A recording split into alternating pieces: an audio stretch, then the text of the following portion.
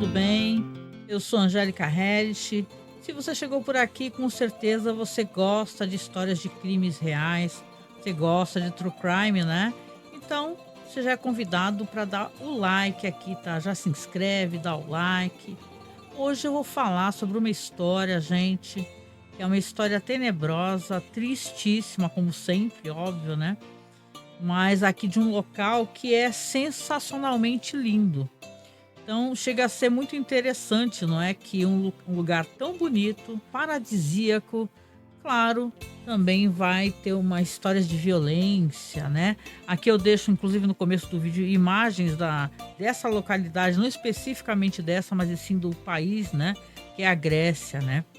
A Grécia é um país maravilhoso. Todo mundo, quando pensa na Grécia, lembra daqueles lindas escadarias brancas, né? Muros brancos, o mar banhando ali, belas praias, né? Esse lugar aqui onde nasceu esse cara é justamente um lugar muito famoso pelo turismo, uma cidade chamada Nicaia, que tem uma história até interessante aqui, se você me permitir. Assim, claro que eu não vou me aprofundar muito, mas eu não sabia, e como é interessante a gente pesquisar para um true crime, né? E tá, você saber histórias de localidades, de regiões, né? Quando a gente fala sobre invasão nazista, você sempre vai pensar em locais tipo Polônia, né? França, por aí vai. Claro que a desgraça nazi foi para todos os lugares do mundo, mas aqui na Grécia também houve, né? Batidas nazistas, tiveram crimes de guerra muito grandes, houve ocupação alemã na Grécia, né? E essa localidade Nicaia, especificamente, que é onde nasceu esse serial killer que eu vou comentar, ela teve uma questão muito grande também de refugiados na região, refugiados vindos da Ásia Menor, né? Logo após o fim da Guerra Greco-Turca, de 1919 a 1922. Então tem fotos históricas, uma coisa bem interessante, recomendo para você que gosta de história, também acha interessante essas histórias de um povo para um lugar para o outro devido à guerra. Então acho legal você se informar, porque tá aqui um true crime que na verdade me trouxe coisas muito interessantes, né? Como eu falei, uma cidade absolutamente paradisíaca, é linda de verdade. E cara, é uma história horrorosa e tem vários pontos que trazem tristeza mesmo, no sentido familiar. Eu vou explicar, né, essa coisa de família, da família do cara, né, mais especificamente da mãe dele, né, o jeito como tem fotos dela e tal, é bem trágico. E eu quero deixar logo no começo aqui uns avisos, porque eu acho super importante, não que eu vá ser super descritiva, né, aqui esse episódio ele pode ser gatilho justamente por questões de violência sexual, porque esse cara não era apenas um estripador e um assassino, o cara era um estu completo, você aí, entendeu? Ele fazia questão de fazer isso com as mulheres, depois ele destruía o corpo, ele sumia com o corpo. Ele só foi pego porque ele, a dado momento, ele achou que tinha pego a vítima errada. E é uma figura extremamente misógina. Então hoje vamos conversar e vamos falar sobre os crimes de um serial killer da Grécia chamado Antonis Daglis.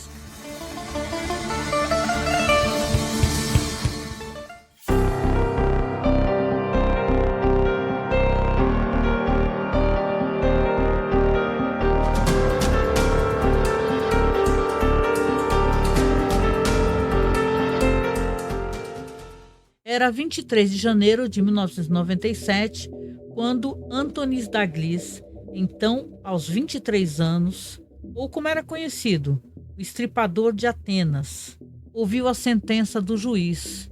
Ele havia sido condenado a 13 penas de prisão perpétua, mais 25 anos de prisão, por seus crimes hediondos contra trabalhadoras do sexo, em cujas almas e corpos ele estaria se vingando, entre aspas, da sua mãe, que também era prostituta.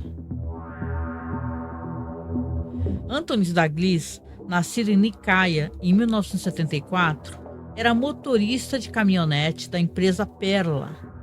Ele saía toda noite na sua caminhonete, que era fechada, que era um Volkswagen branco, onde ele tinha colocado dentro um colchão de cama E os locais que ele andava, que ele passeava, eram sempre locais onde havia prostituição. Ele escolhia uma garota, aparentemente por acaso.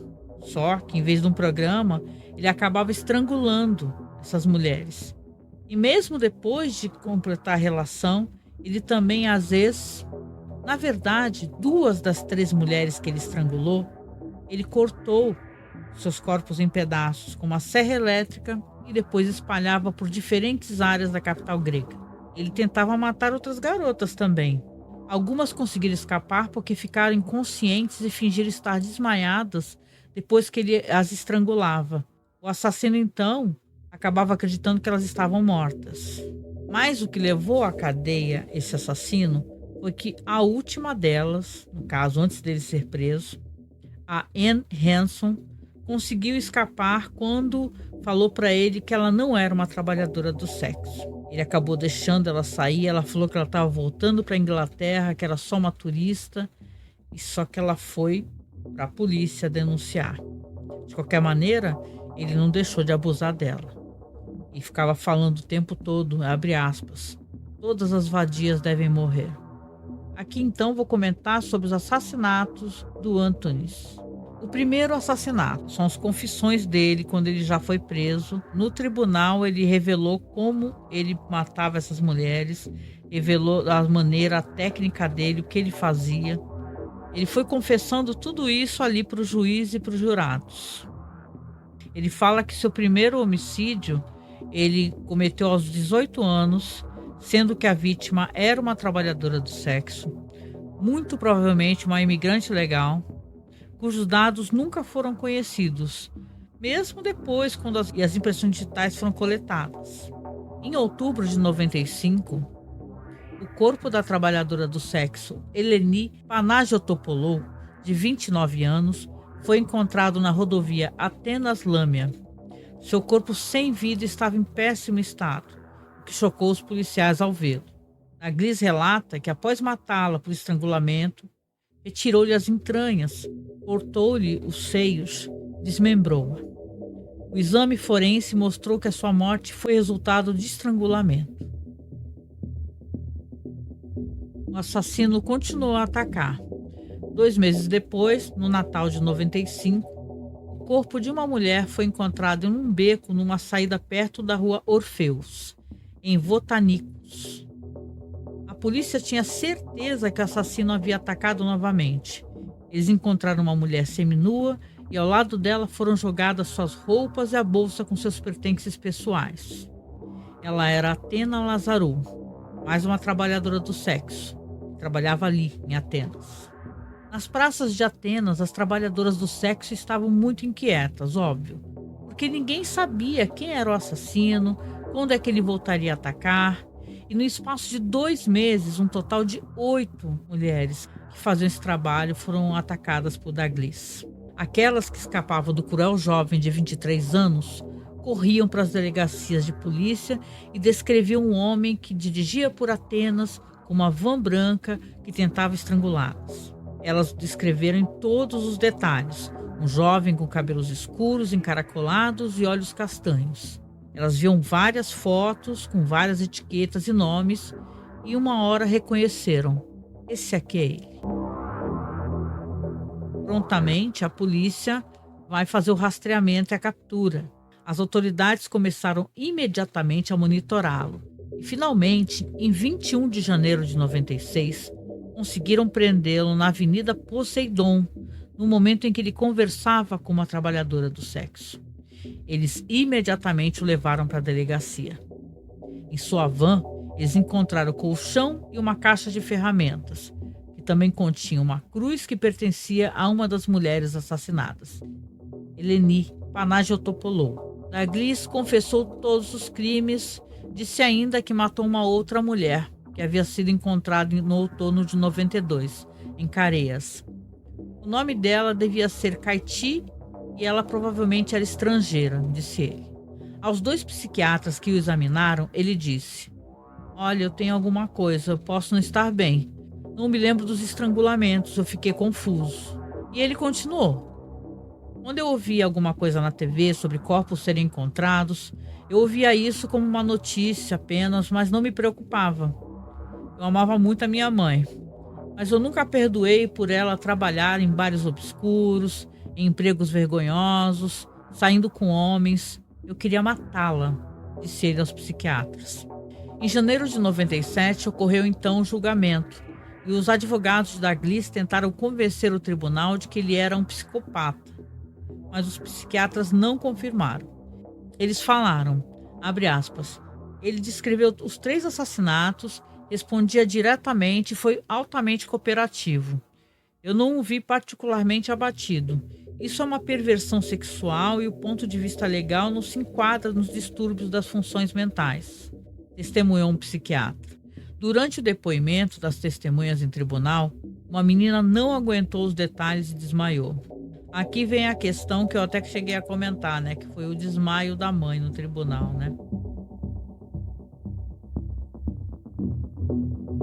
A mãe de Dalglish, Fotini, testemunhou. Abre aspas. Meu marido me batia, me xingava e também batia nas crianças, que vivenciavam essas coisas desde bebês. Antonis tinha 13 anos quando seu pai morreu, e a infância dele foi desprovida de amor. Fecha aspas. Em algum momento da audiência, Antonis Dalglish se levantou e disse que não queria que a sua mãe continuasse. Ela acabou desmaiando e foi levada ao hospital. Em seu discurso, o promotor disse: Dalglish é o autor do crime, mas ele está saudável? Não há dúvida que ele não é um psicopata. Ele não merece atenuação. Aqui eu vou colocar para vocês algumas imagens, né? E são imagens muito tristes, né? Porque, assim, a gente entende perfeitamente que esse cara é um psicopata, um misógino, é o que chamam, né, de maneira muito incorreta, como um monstro, né? Quem é que pega uma trabalhadora do sexo, uma pessoa que já está em situação de fragilidade social, né? Que já está sendo obrigada né, violar seu corpo, porque a pessoa não me diga que a pessoa se sente feliz, maravilhosa e completa, né? Fazendo isso, recebendo toda espécie de homem, né? Sujeita a toda espécie de violência, né? Então ele já pega uma mulher nessa situação de fragilidade e além disso, né, da relação que ele tem, ainda faz questão da violência do ex, né? E ainda depois estrangula, mata, eviscera, corta. Então é uma pessoa terrível, é um ser humano, né, terrível, que tomou decisões horríveis. Se ele estava fazendo isso porque ele queria se vingar da mãe, né? Porque a mãe era uma trabalhadora do sexo também, né? Sim, os seres humanos são muito complexos, não dá pra gente chegar e, né? Eu não sou psicóloga, nem psiquiatra, mas é uma situação terrível. Mas o que me dói é que isso daqui não tem a ver com piedade ou com passar pano para esse psicopata.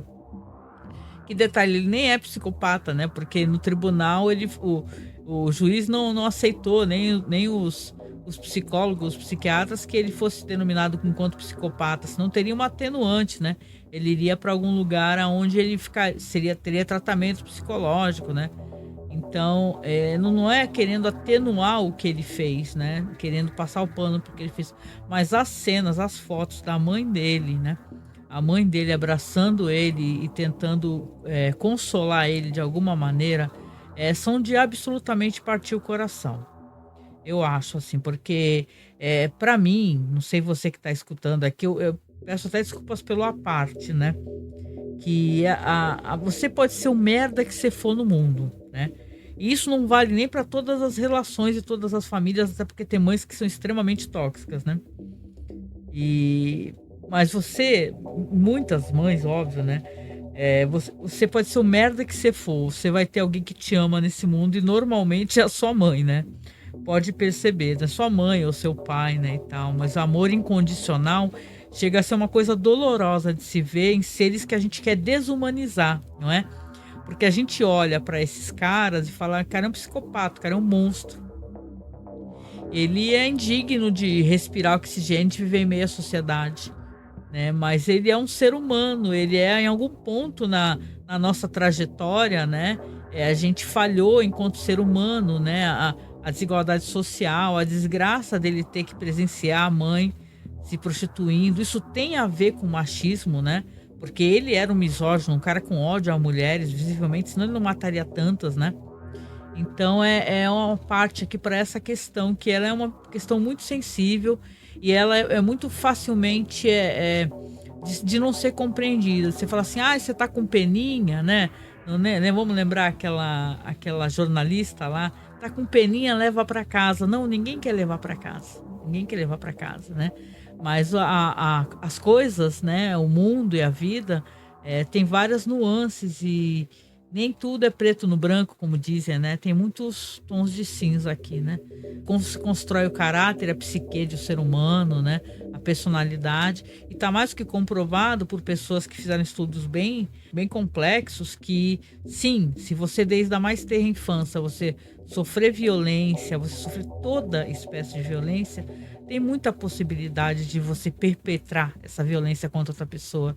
Tem tantos casos de crianças que foram abusadas, né, sexualmente por pedo, né, e depois também se transformam, né. Então é um ciclo vicioso da violência, né, e do horror, que para esse ciclo ser quebrado só com muito apoio psicossocial, né, porque não que a sociedade vai receber de braços abertos quem fez alguma coisa assim, mas eu penso que é muito trágico. Na minha opinião, assim, na minha maturidade, na minha idade agora, eu ver essas fotos, se eu fosse, sei lá, 20 anos atrás, era capaz de olhar e falar, ah, a mãezinha ainda tá ali abraçandinho o cara, mas é impossível agora, aos 50 anos de idade, olhar para uma foto como essa e não sentir uma piedade, não por ele, mas sim por ela, né?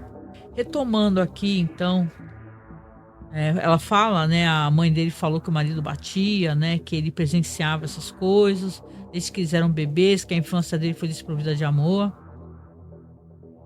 E ele admite depois, continuando aqui, ele faz admissões, né. O Douglas fala no depoimento dele que ele admitiu mais crimes ainda, né. Ele fala assim, abre aspas, cometi erros e me arrependo. Eu ia fazer sexo e acontecia o contrário. Talvez eu tinha visto alguma coisa, eu via a cara dessas mulheres como se fosse minha mãe. Eu acabava explodindo. No início do processo, eu falava em homicídio culposo, né? Ele falava isso, que não estava bem. Agora ele fala assim que eu confesso minhas ações. Fiquei fora de mim. Desmembrei o cadáver provavelmente por ódio.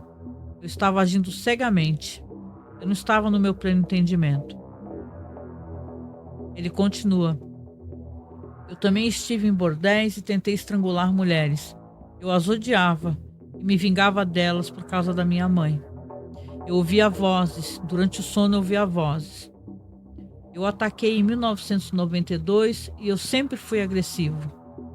Eu fazia amor com a minha noiva e também a agredi. Tentei sufocá-la. No último momento me contive. Eu amo a minha mãe. Eu a perdoei. Eu a perdoo agora que eu estou indo para a prisão. Não, eu não me lembro das mulheres. Não recordo totalmente. Ele comenta também que ele costumava ir aos estados também. Os estados olímpicos, né? Chamados olimpiacos. Mais para frente, o Anthony, ele retira o depoimento dele. Na sessão seguinte, ele pede a palavra e começa a falar, para surpresa de todos. Olha, eu retiro tudo que eu disse no meu depoimento. Eu não entendi o que eu disse, eu estava sob efeito de psicotrópicos, eu não aceito a culpa. Eu só cometi um assassinato. Eu não estava entendendo o que eu disse no meu pedido de desculpas. Eu fiquei sabendo disso pela televisão, pelos jornais. E agora eu discordo disso tudo. Então, assim, olha só que situação, né? Ele falou todos os crimes, como é que ele matava as mulheres, relatou o nome de outras mulheres, inclusive estavam desaparecidas, e depois quis retirar. Com certeza não é um caso de uma pessoa que está muito bem psicologicamente, né? Para fazer alguma coisa, se falar, dar tantos depoimentos, depois retirar esses depoimentos, né? Aqui continuando, só para poder comentar da onde eu estou tirando aqui essas informações, é do GreekCityTimes.com, tá? É um artigo que ele está sendo atualizado. Aqui é falado assim no artigo. Apesar de tudo, o tribunal concluiu que Anthony Douglas era culpado. Então, ele foi condenado, como eu disse lá no começo, a 13 vezes uma prisão perpétua. Seria então uma pena de 52 anos e 9 meses por 3 homicídios dolosos, 6 tentativas de homicídio, 10 roubos dolosos com a circunstância agravante de especial crueldade sob o porte ilegal de armas e insulto à memória de um cidadão.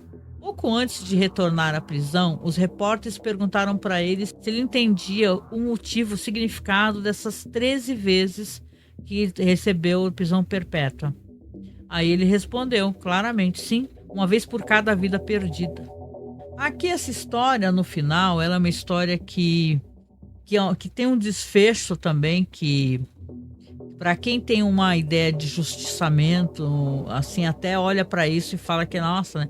Mas esse cara, ele fez uma coisa ainda por cima, né? Porque ele, na cela, ele ficava com outro cara lá, com um outro preso, né? Se chamava Georgios Makridis, que era um preso também jovem, de 28 anos. Ele cumpria a pena de 7 anos por tentativa de homicídio, lesão corporal, porte de arma e uso de arma.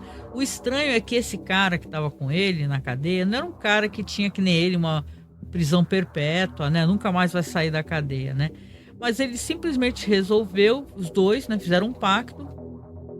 E na madrugada de sábado, dia 2 de agosto de 97, o diretor lá do Departamento Psiquiátrico das Prisões Judiciais da região, que é Korydallos, ele foi verificar a cela, que é a cela 33, onde eles ficavam, e encontrou tanto o Anthony Dagris morto, como o companheiro dele de cela, né? Os dois estavam enforcados com lençóis. O médico legista acabou determinando que foi suicídio. É claro que aqui existe uma zona, né? Uma zona cinza, onde a gente pode pensar se o pessoal não resolveu acabar com os dois, entendeu? Porque tem umas histórias meio estranhas de gente que tá presa e depois aparece morta, né? E você não entende, né? Que nem aquele Jeffrey Epstein, né? O cara simplesmente apareceu morto, né? Será que ele morreu ou tentaram matá-lo, né? E conseguiram, né, matá-lo? Então, assim, você vê que é considerado muito estranho, né, esse desfecho, porque os dois encontrados enforcados na mesma cela, né, os dois decidirem juntos, né, fazer um pacto e acabar com a própria existência, né, é um fim que não é satisfatório até para as famílias das vítimas, né, porque eles tinham que pagar um preço, né, pelo que eles fizeram, né, tanto, principalmente o Anthony, né, que matou tantas mulheres e, né, pô, todas essas mulheres são pessoas que tinham a sua individualidade, né, pessoas que tinham familiares, né, algumas talvez tivessem até filhos. É uma história que ela é triste em vários sentidos, porque se você for parar para pensar, na hora que ele vai ser preso, né, que ele vai começar a cumprir, né, as 13 prisões perpétuas, ele dá termo, né, à própria existência. Então, é isso, né? Uma história que eu achei interessante aqui, por ser uma história que tem todos esses componentes de tragédia, né? Humana, de ter um moleque jovem que faz uma coisa como essa. Ele ainda tinha a questão da mobilidade, né? Eu já vi alguns true crimes até de cara que justamente porque eles são caminhoneiros. Esse caso aqui, esse cara não era nem caminhoneiro, ele era tipo motorista de Kombi, né? Para uma empresa, mas a pessoa tem mobilidade, então a pessoa acha muito mais fácil para poder perpetrar os crimes, né? Teve um que eu estava escutando que o cara viajava todos os Estados Unidos, né? E o cara basicamente matava em várias regiões, né? Com vários tipos de vários modus operandi. Então é interessante essa história aqui. Então eu deixo aqui uma reflexão, né? Sobre a história aqui do Anthony. E quando eu falo assim sobre a beleza da cidade, né, e tal, é legal pontuar que eu não tô nem querendo dizer que, ai meu Deus, lugar lindo, maravilhoso, não tem crime, né? Fosse assim, né, esses paraísos no planeta Terra, pelo menos eu acho paraísos tipo Indonésia, né, Tailândia, né? Não ia ter crime, tem crime à beça, né? Mas chega a ser uma curiosidade, né, se não até uma excentricidade, né? Você saber que eu pelo menos para mim foi, né, saber de um crime, né, nesse nível assim, que tem esse desfecho tão inusitado e com a proximidade do Dia das Mães, né? Eu achei interessante mencionar também essa questão, né, como é que funciona na cabeça da gente, né? essa questão da gente pensar nos familiares da pessoa, principalmente a mãe, né?